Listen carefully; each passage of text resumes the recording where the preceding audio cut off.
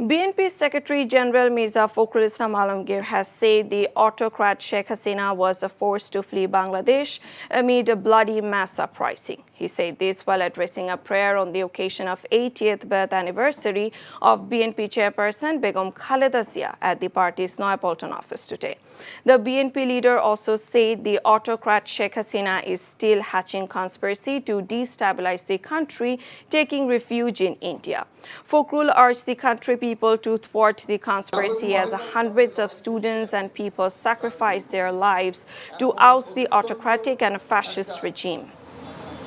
ভাসমান অবস্থা আছে যে কোনো মুহূর্তে ভারত যিনি বসে আছেন শেখ হাসিনা তিনি তার সুযোগ গ্রহণ করতে পারেন এবং চক্রান্ত শুরু করেছেন সেই চক্রান্তকে প্রতিরোধ করাই আমাদের কাজ সংখ্যালঘু সম্প্রদায়ের উপর অত্যাচার এইসব কথা বলছে না ওরা